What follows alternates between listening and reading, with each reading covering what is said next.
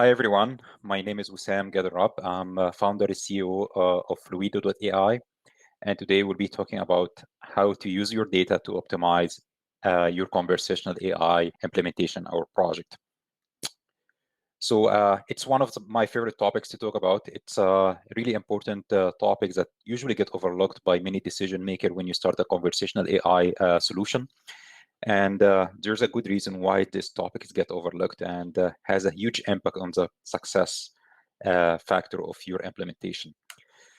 So when you look into the usual development lifecycle of a conversational AI platform or a conversational AI solution, is very similar in some aspect to the software development, but has an important factor that make it distinguishable from software development. It's the data component of it. So it's very similar to many other machine learning development projects where data play a huge role in the success of your implementation.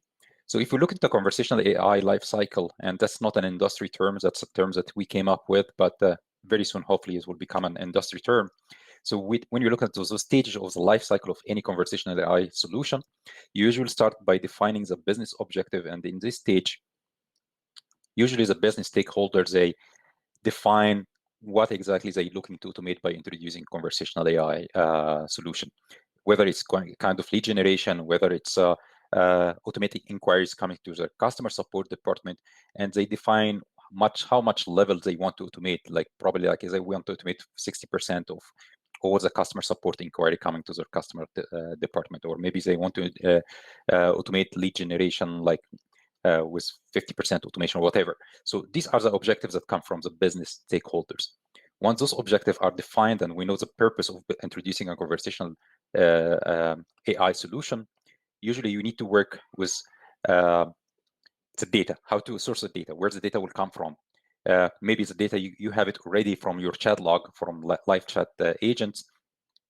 Maybe you will purchase it, but you need to find a way to start with some sort of data because you will be training them a conversational AI solution on this data. Once you have some sort of data to begin with, then the next step is to basically hire a conversational designer to build a prototype, how the dialogues will happen between your conversational AI system and your users, whether the user are internal users, employees, for example, or they are external user, your customers. And those blueprints will be basically what the conversation is like it's a conversational AI developer will use to build the system. So when you move to onto the phase 4, is basically you take this blueprint from here and the data from here, and you start building the ML models and all the system integration to help achieve the business objective from here. The system built, you deploy it, and here's a surprise would come. It's like the system will not be good enough to keep up with all the communication coming from the users and need to be maintained. And usually maintenance and improving the conversational AI accuracy and performance is where most of the conversational AI project fails, because they don't have enough understanding of how to manage the maintenance stage and how to keep improving the conversational AI solution so it keep meeting those business objectives. And that's basically the focus of today's topic, how to use data if you have it, and if you don't have it, how to source it so you can improve your conversational AI over time. And as you started to realize that conversational AI systems, they usually very complex system to build because the nature that it requires multiple expertise. You need conversational designer, you need chatbot developers, you need ML engineers, you need system integrators. And all these expertise, they have their own tools. And usually there is no one platform that have all these tools together. So you have to probably to work with multiple tools and integrate them. And that's great complexity, introduce complexity. And of course, it add like to the cost of the project. Keep in mind that business objective need to be realistic. So if we started with business objectives that we want to introduce automation and efficiency to the customer support department so we can basically get rid of the customer support department, that's not going to happen. So you need to be realistic on how much efficiency you want to add. You can add only so much automation without compromising customer experience. And the business objective need to be defined so in a way that you understand how much automation you can reasonably introduce to your system, and without basically make without hurting your customer experience. And that's something we work with our customer to kind of define, because usually if it kind of this decision has been done or made in isolation from the company or the vendor who will be implementing this conversational AI solution, usually you'll have something that's very, I would say, ambitious, that's not realistic to achieve. And therefore, we believe, like, yes, conversational AI systems are very powerful, but they are not very powerful yet to replace human agent. So they need to work as a co-pilot virtual assistant. So you still need humans to handle very important part of your communication. But you also can help them with conversational AI to take some of the load off their shoulder and pass it and automate it using virtual assistant. And therefore, we believe that the best implementation of conversational AI system are the ones that will make virtual assistant acting as a co-pilot. So if you want to adopt conversational AI solution and technologies in your organization, there is usually what we found, there's usually like use cases that need to be defined, and you need to be very understand how to introduce those use cases. What exactly is the use cases that are good fit for a conversational AI? And if you look into your organization and how all the communications that happen between your organization and the users, whether users are internal or external, usually you'll find this long tail applies to all the communication, where you have the short head, which only very few communications, where it's very handled very well by your existing systems. And then you still have, and those, the ones that here in this yellow bucket, they usually automated with existing system, whether they are ERP system, where there's a ordering system, and conversational AI will not add much value. And at the end, and for a good example of that is ordering online for e-commerce. If you want to order online, handling payment, handling shopping carts, usually that happen from your online ordering system, and you don't need conversational AI for it. You will not introduce any return on investment. And on the other spectrum, you'll have the long tail, where you'll have some communication, people interacting with your business, for example, for partnership. And these are communications that's very, very difficult to automate, because every single communication regarding partnership, they have their own specific answers, and there is no chatbot that will be able to do that efficiently. So that's also not a good fit for a conversational AI. What you find is a good fit for a conversational AI, it's what in the middle here. And that can vary from one organization to the next. And good example, again, for e-commerce, that could be tracking order, returning items. These are good use cases that can handle very well by a conversational AI system. So once you define the use cases for your organization to manage using conversational AI system, and you define how much level of automation you can reasonably achieve, you'll be faced with the maturity level, how long it will take you to build those use cases at a mature level.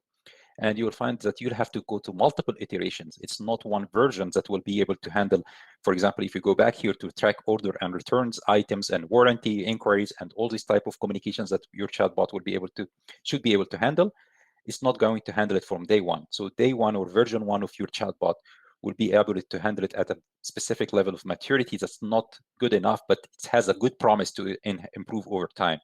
And that's where you see that there is multiple iteration or multiple releases of that chatbot, where basically you keep adding and improving and training your chatbot till it reaches the maturity level. And that's definitely will not happen in version 1 of your chatbot. That will probably happen in maybe version 10 or version 15 of your chatbot till you reach the maturity levels that meet your KPIs and the business objectives. But that introduces who will be able to allocate resources and using all this technical expertise and all the tools and have a vendor to developing all those systems for you on an ongoing basis. That will make the project be very expensive. And therefore, we believe you need a low-code, no-code conversational AI platform. You need to start from design to prototype and go to the build and deploy and integrate with omni-channel and integrate with the live chat, optimize and improve. You need a tool that very easy to use and doesn't require technical expertise, because you'll have to do that multiple iterations, and at least one iteration for every release. And having to do that with technical expertise and multiple tools, that will make the cost of the project will be huge. So you need a low-code, no-code conversational AI. You need to basically to remove the technical barrier. You need to people who don't have ML expertise to be able to release a new version of your chatbot. You need people who have very little experience with conversational design to be able to release a new version of your chatbot. So we believe in Fluido. That's where important factor of your success. You need to design and build your chatbot using a simple user interface. And you probably have seen, and that's a screenshot from our platform. And as you see here, we have one bot, which is we use it for taking order for a pizza shop. And you see here we defined all our intents. So you have one intent for viewing the cart, for checkout. You have one intent for canceling order and removing item from an order, and one intent here, which is displayed here, which is basically taking orders. And you see here we have sample utterances like examples. So we will be using it to train the ML models. And if you have used Dialogflow or the AWS Lex, you're very familiar with this type of views where you basically add the intent training data to train your bot. And here you see it, we do it from a simple UI interface where you can simply add your training data and start training your bot. So you just start designing and building your chatbot here. And we have multiple design views. So the views that you see here, that's basically the same views that you see with Dialogflow, but we have other views that very similar to the bot says, user says, and we'll show a screenshot of that at the end of the presentation today. Once you have added all your training data, you can build the bot, and you start monitoring the performance of your bot. So once you go to our conversation, once you go to the dashboard of our chatbot, you'll start seeing how the bot is performing. Is it able to handle all the conversation, or it still has to route to live agent because it couldn't understand the intent of the user? And here from the dashboard of our sample bot that we implemented here, you see that there's only 5 conversations that been able to, from the start to finish to be handled by the chatbot, and another 5 conversations that had to be routed to a live agent. So you can say that basically the automation level of automation is 50% here. So maybe that's too low for your business objective, and you need to improve that. So the best part of our platform here, it's what we call the NLU data analysis, which let you kind of like look under the hood and see why the chatbot is not able to do well with those 5 conversations that were routed to the live agent. And not only that, it gives you kind of a metric for confidence, correctness, and clarity. And those are 3 metrics that can help you understand if the data you have and you trained the bot on is enough for the bot to give good quality conversation without routing to a live agent or not. And as the names probably indicate of each type of the metric we use, correctness is simple. The easiest metrics that we can think of is basically how many times when you chatted to the chatbot, it actually mapped the user to the right intent. So it basically someone who has wanted to order, and he was kind of asked the question and start filling the slots of the order. So what exactly is that you want to order, and takes the items of his order, and then it takes him to the payment, and finally he can check out. So that would be a correct intent mapping. So intent is the easiest probably metrics that you can think of, but there is also the confidence and clarity.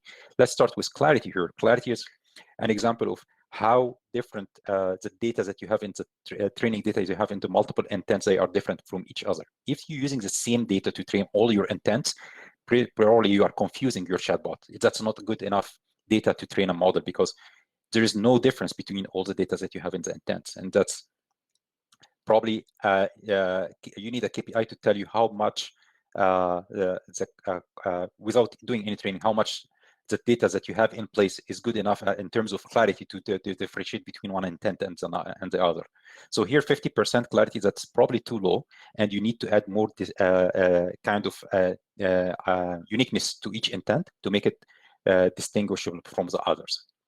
Confidence is an important factor because it will tell you, even though the bot correctly identify intent, but how much confidence. If it correctly identifies the correct intent, but with 60% confidence, that says probably if someone asks the same or says that had an utterance that's very similar, probably it might not be able to correctly map it to the right intent. So with those three metrics, you can clearly see how your bot is improving over time from one build to the next. And you see here we have the results history, which shows those three metrics, the confidence, correctness, and clarity, from one build, which happened here on May 23rd, to another one that happened on the same day. And it's clearly showing a slight improvement, but it's going into the right direction. With the warnings that you have here, you will be able to see each of those single KPIs, how to improve on them, what are the issues, and how to improve on them. And a good example here, when we take an real utterance coming from a user, when he said basket, and basically that should be predicted. You expected this one to go to the view cart, but actually what was mapped to, it was mapped to the order intent. So you see here, one of the reasons that this will happen is because the number of utterances of training data here, you only have 9 utterances to train your view cart intent, while you have 68 utterances to train your order intent.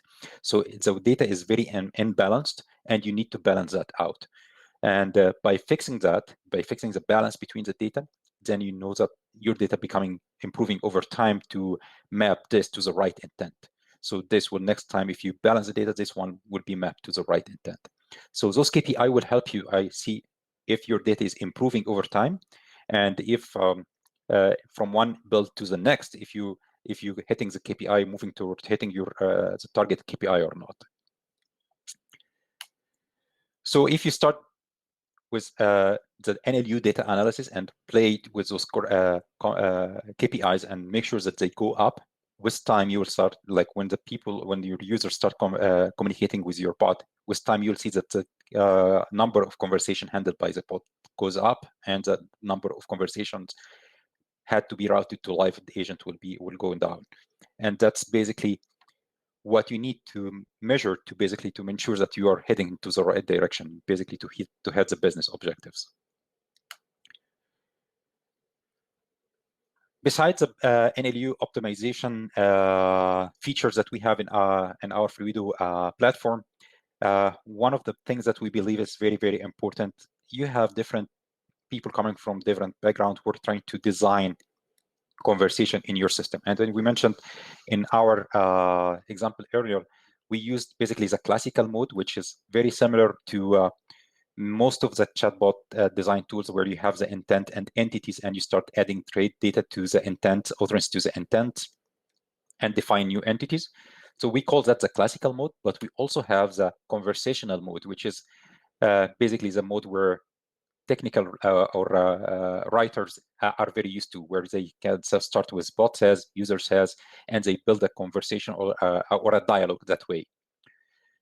We also have what we call the flowchart mode, which is very similar, or very software developers are very familiar with, where basically you see the branching between the start of the conversation and how it branches from the top down, how it branches into child turns. So that's also be supported. And the 3 different design modes that we have, they are all linked. You can build in design in one mode, and you'll be able to see it in the other 2 modes as well. Other important feature we have in the Fluido, it's what we call the omni-channel. It's basically you can design the chatbot once or build it once, and you can integrate it with Facebook, Slack, or our chat widget. And there's more channels that will be supported in the future. So stay tuned for the new features announcement for the WhatsApp and Google Hangout and many more. We also have a chat widget optimization. So a look and feel of your chat widget. This will happen or will be customized without any code. You can do that from our back end. You can basically change the icon here. You can change the colors of the icons here without changing any of without writing any source code. So that will happen from a user interface as simple as you see here, where you basically pick the background colors, you pick a icon of your chatbot, and so on, and that's all UI driven. One of the very, very important features we have is we have built-in live chat system. So you don't have to integrate with external live chat system. That doesn't mean you can't. You can if you want to integrate with your existing live chat system, that Zendesk or whatever. But if you don't have one and you want to have a live chat capability, that's part of our platform. So if the chatbot get need to fall back to a live chat, the conversation will be sitting here in the pending chat for one of your agent to pick it up. And once you click from on the pending chat, it will move to the active chat. Then your live agent will be able to take over from where the chatbot stopped. So you see here a conversation that started with a chatbot. Then the chatbot failed to continue the conversation.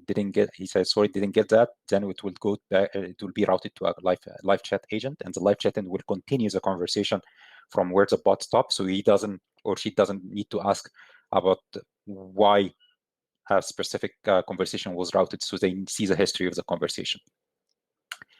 Another cool feature we have is you can build the chatbot and design and build and also improve as chatbot in our platform, but that doesn't mean you cannot export it to other platforms. So if you want to take after you've optimized your training data, if you want to export it to Lewis or AWS Lex or many other platform, you can do that. Or if you want to export it into another platforms that you have it on premise, we also support that. More upcoming features to stay tuned for. We will be having Sdk Api. So basically, you can work with our UI, yes, but you also for developers, you can call APIs to interact with all the use cases or all the features we have in our platform. We're working to support voice. So so far everything is text, but voice is coming up. So stay tuned for that. And there's more cool features to be introduced in the next few weeks. So yeah, our product roadmap is full of features. So will be, if you subscribe to our newsletter, we will be the first to know when a feature is in the beta mode, and when it gets released, you'll of course you know about it. And that's pretty much it.